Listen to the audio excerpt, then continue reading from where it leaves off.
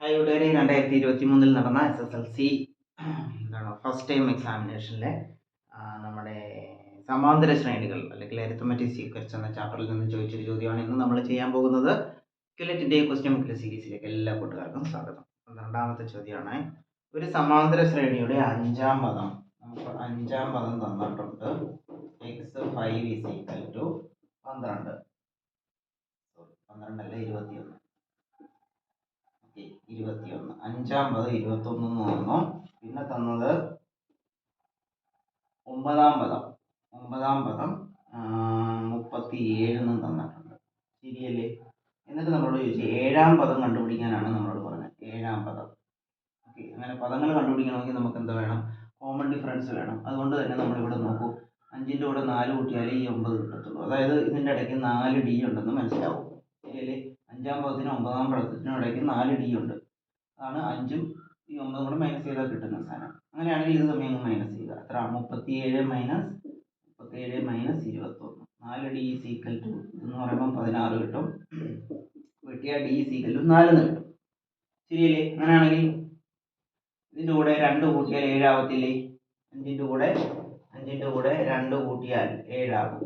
ശരിയല്ലേ? അതായത് 2D കൂട്ടണമെന്ന് അർത്ഥം. 2D എന്ന് പറയുമ്പം 2 × 4 8 ആകും. അതായത് ഇതിൻ്റെ കൂടെ 21ൻ്റെ കൂടെ 8 കൂട്ടി 29 എന്ന് എഴുതാം. PTA okay. നമുക്ക് ഇത്രയേ ഉള്ളൂ. ഒത്തിരി ഒന്നും ചെയ്യാൻ നിൽക്കരുത് കേട്ടോ. കാര്യങ്ങളൊക്കെ നമുക്ക് മനസ്സിലായാൽ മതി.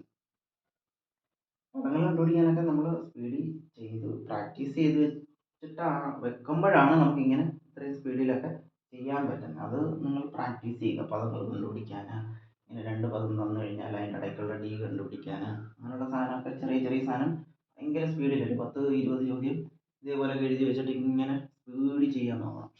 അപ്പോൾ കിട്ടും. അപ്പോൾ ഏഴാം പദം കിട്ടി. ഇനി ഒന്നാം പദത്തിൻ്റെയും 13ാം പദത്തിൻ്റെയും x1ൻ്റെയും x13ൻ്റെയും സമ്മാണ് നമ്മളോട് ചോദിച്ചിരിക്കുന്നത്. ഓക്കെ, തുക എത്രയാണെന്ന് ചോദിച്ചിട്ടുണ്ട്. ഇത് കാണുമ്പോൾ നമുക്ക് മനസ്സിലാവുന്നത് ഇതിപ്പം ആദ്യത്തെ 13 ടേംസിൻ്റെ സമ്മൊക്കെ ചോദിച്ചു കഴിഞ്ഞാൽ middle term into number of terms നമ്മൾ ചെയ്യാറുണ്ട്. മിഡിൽ ടേം കിട്ടിയില്ല എങ്കിൽ 13ഉം ഒന്നും കൂടെ കൂട്ടി പകുതി എടുക്കുമെന്ന് പറയാറുണ്ട് അല്ലേ? 13ഉം ഒന്നും കൂടെ കൂട്ടി പകുതി എടുക്കും. 13ഉം ഒന്നും കൂടെ കൂട്ടുമ്പം 14 കിട്ടും. 14ൻ്റെ പകുതി എന്ന് പറഞ്ഞാൽ 7ആണ്. ശരിക്കും 7ാമത്തെ ടേമാണ് ഇതിൻ്റെ നടുക്ക് കിടക്കുന്നത് അല്ലേ? അപ്പോൾ ഇങ്ങനെ ഒരു സമ്മ ചോദിച്ചാൽ നമുക്കറിയാലോ, 7ാം പദം എന്ന് പറഞ്ഞാൽ x1ഉം x13ഉം കൂടെ കൂട്ടി പകുതി എടുക്കുന്നതാണ്.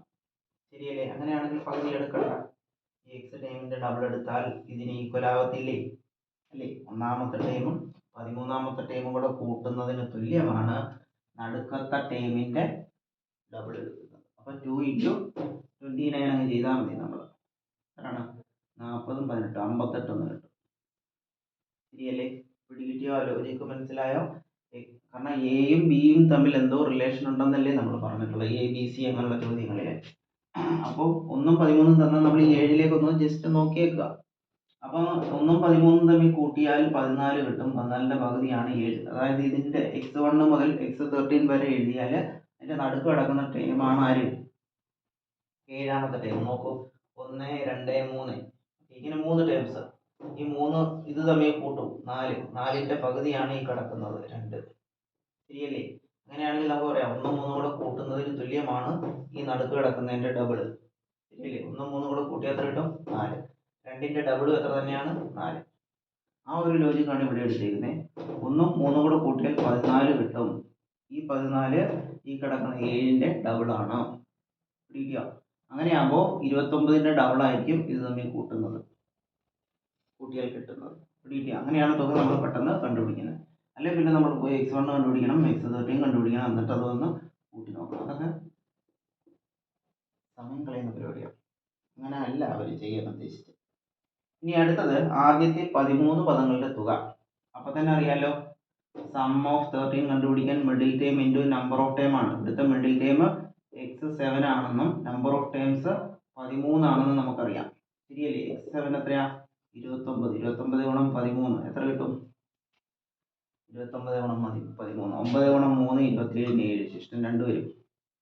പിന്നെ 3 2 6 6 1 9 9 15 15 രണ്ടും 17 7 ശിഷ്ടം 1 2 2 1 3 377 എന്ന ആൻസർ. ക്ലിയർ ആണോ? 3 ചോദ്യമാണ്, 4 മാർക്കിൻ്റെ ചോദ്യമാണ്. മാക്സിമം 4 മിനിറ്റിനുള്ളിൽ ചെയ്യാൻ നോക്കണം.